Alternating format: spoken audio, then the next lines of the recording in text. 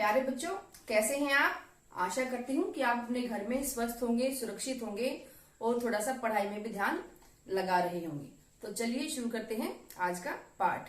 प्यारे बच्चों, हम संधि पर बात कर रहे हैं और पिछली वीडियो में हमने संधि के दो भेद के बारे में बात की है, स्वर संधि और व्यंजन संधि। और आज हम बात करते हैं विसर्ग संधि के बारे में। तो देखते हैं विसर्ग संधि में क्या क्या नियम है, क्या क्या परिवर्तन होता है।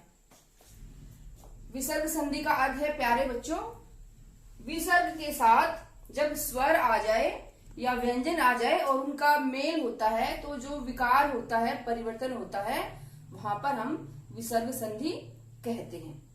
तो उदाहरण के द्वारा हम इस बात को समझते हैं और इसके नियम भी हम देखते हैं।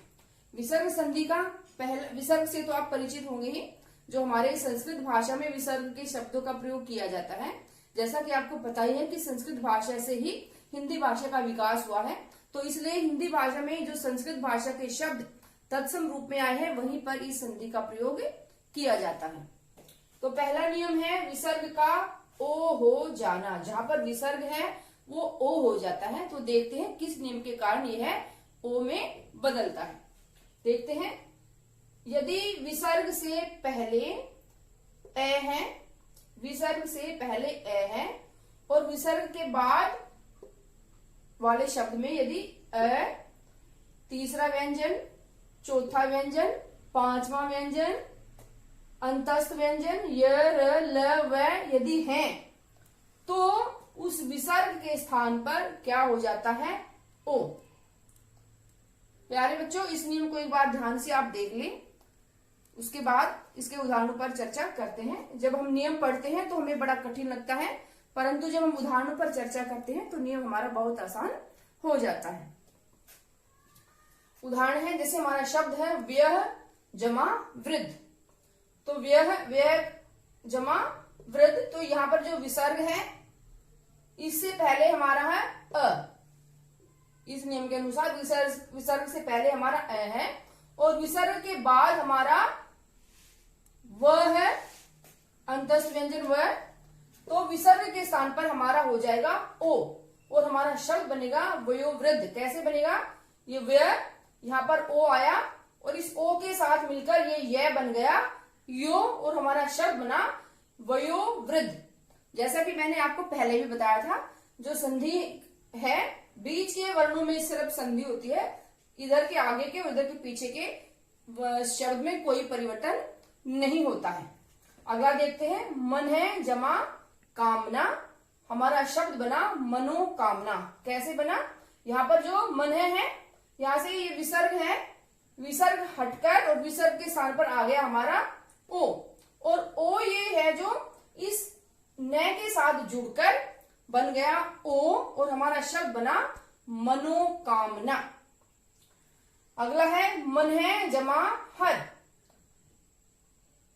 तो यहाँ पर विसर्ग के स्थान पर आ जाएगा ओ और हमारा शब्द बनेगा मनोहर, मनोहर।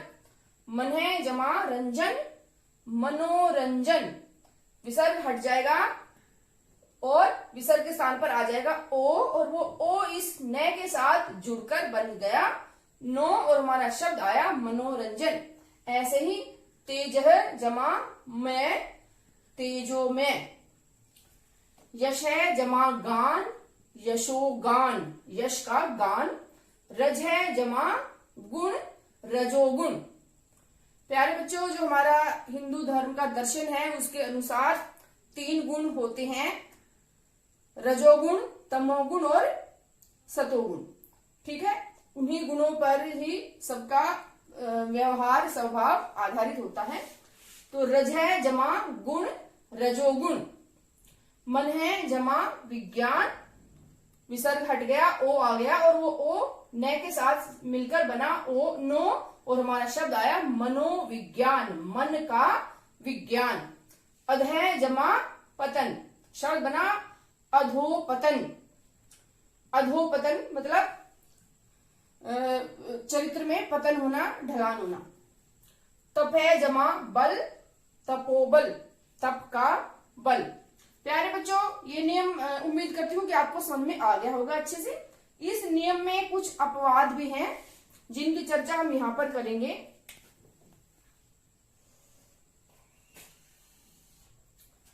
जो अभी हमने नियम पढ़ा कि विसर्ग से पहले यदि अ है तो ओ हो जाता है, लेकिन यहाँ पर आप देखिए ये दो शब्द हैं, यदि विसर्ग से पहले पुनः है या अंतः, इन शब्दों के साथ दूसरे शब्द अगर जुड़े हैं तो वहां पर ओ के स्थान पर र हो जाता है, ओ के स्थान पर हलंत वाला र आता है। देख लेते हैं, पुनः जमा जन्म, तो यहाँ पर विसर्ग के स्थान पर आ गया हलंत वाला र, और आपको पता है कि हलंत वाला र नीचे हलंत में नहीं लिखा जाता बल्कि ऊपर जाता है, और जहां पर वो बोला जाता है उससे पिछले वाले वर्ण के सिर पर वो सवार होता है। तो यहाँ पर हमारा शब्द बना पुनर्जन्म। अगला शब्द हमारा अंतः जमा धान, तो यहाँ पर विसर्ग के सार पर आया हलंत र, और हलंत र जब इनको जब जोड़ेंगे संयोग करेंगे तो हलंत र हमारा गया ऊपर और हमारा शब्द बना अंतर्धान। प्यारे बच्चों इस शब्द पर आप ध्यान दीजिए, अंतर्धान है ये। कई बार वर्तनी शुद्धिकरण में शब्द आ जाता है तो वहां पर हमें लगता है कि अंतर्ध्यान शब्द सही है, लेकिन अंतर्ध्यान नहीं बल्कि अंतर्धान शब्द ही सही है। दूसरा नियम देख लेते हैं, विसर्ग का र हो जाना। विसर्ग के स्थान पर र हलंत आ जाता है। देखते हैं कैसे आ जाता है।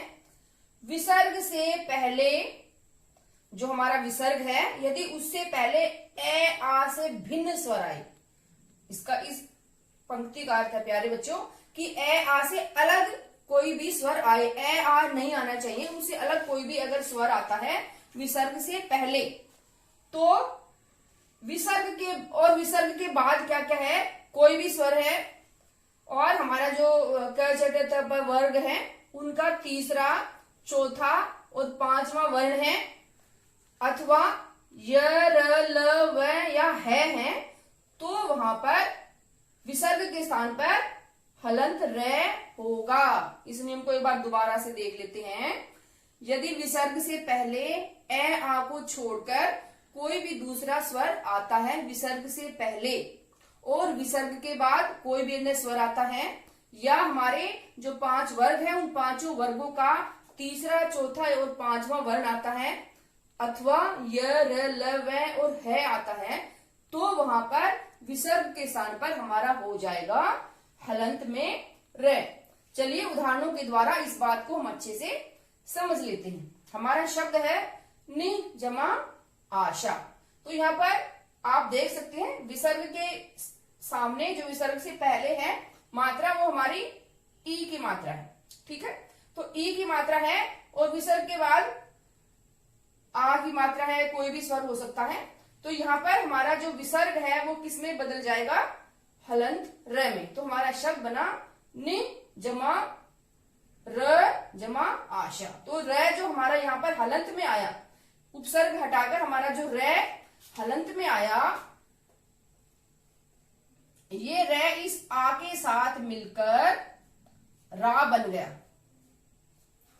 ये जो र है हमारा, ये जो विसर्ग के स्थान पर हमारा जो र आया हलंत में र, ये र इस आ के साथ मिलकर बन गया रा, और हमारा शब्द बना संधि के बाद निराशा, ठीक है।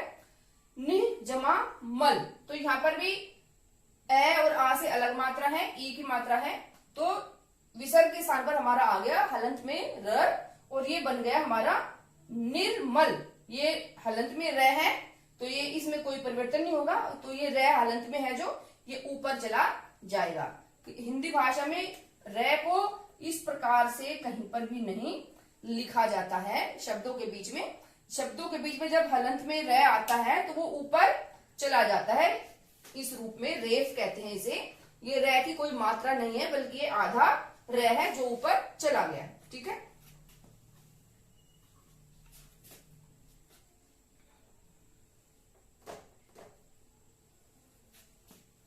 अगला शब्द हम देख लेते हैं दुह जमा गंध। तो यहाँ पर विसर्ग के स्थान पर हमारा आया हलंत में र, और ये ऊपर जाकर बन गया दुर्गंध। दुर्गंध का अर्थ होता है, दू का अर्थ होता है बुरा। दुह जमा लब, तो यहाँ पर हमारा विसर्ग के स्थान पर आ गया र, और हमारा शब्द बना दुर्लभ, जो कठिनाई से प्राप्त हो। दुह जमा आत्मा, तो यहाँ पर विसर्ग के स्थान पर हमारा र आया हलंत में, और वो रे आ के साथ मिलकर बन गया रा और हमारा शब्द बना दुरात्मा। दु जमा दशा दुर्दशा, ये रे ऊपर चला गया और हमारा शब्द बना दुर्दशा। नि जमा आदर, विसर्ग के स्थान पर रे आया और आ के साथ मिलकर बन गया रा और हमारा शब्द बना निरादर। बही जमा गमन, गमन का अर्थ होता है जाना, बही मतलब बाहर की तरफ। तो यहाँ पर विसर्ग के स्थान पर आ गया हमारा र और ये रे जुड़कर ऊपर चला गया और हमारा शब्द बना बहिर्गमन। आशी जमा वाद, रे आया यहाँ पर हलंत में रे और रे ऊपर चला गया और हमारा शब्द बना आशीर्वाद। इस शब्द की वर्तनी को आप ध्यान से देख लीजिए और ये रे व के ऊपर जाएगा। रे का नियम है कि जहां पर वो बोला जाता है उसे पिछले वर्ण के ऊपर वो चला जाता है। शब्द है हमारा धनु जमा धर, धनु का अर्थ होता है प्यारे बच्चों धनुष और धर का अर्थ धारण करने वाला। तो यहाँ पर विसर्ग के स्थान पर हमारा रे आ गया और हमारा शब्द बना धनुर्धर, धनुष को धारण करने वाला।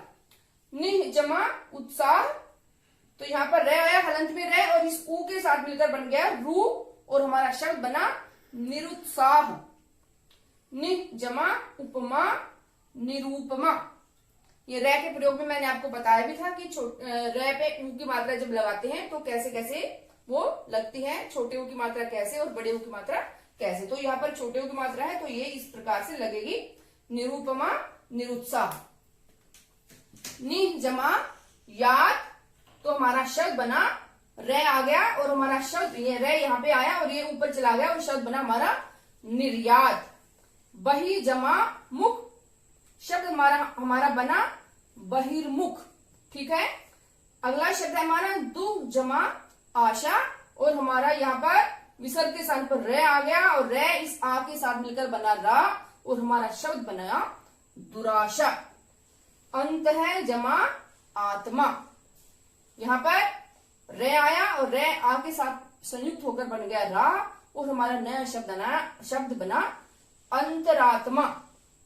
दुह जमा उपयोग दुरुपयोग, ठीक है, क्योंकि यहाँ पर छोटा ऊ है तो मात्रा हमारी ऐसे आएगी और हमारा शब्द बना दुरुपयोग। तो प्यारे बच्चों, उम्मीद करती हूँ कि विसर्ग संधि के ये दो नियम आपको अच्छे से समझ में आ गए होंगे। आप उदाहरण भी देख लें और आप स्क्रीनशॉट भी ले सकते हैं जिससे आपको पढ़ने में आसानी होगी।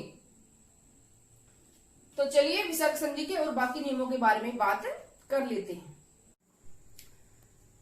विसर्ग संधि का ये नियम कहता है कि विसर्ग के स्थान पर श श से हो जाता है। चलिए देखते हैं कि कैसे हो जाता है।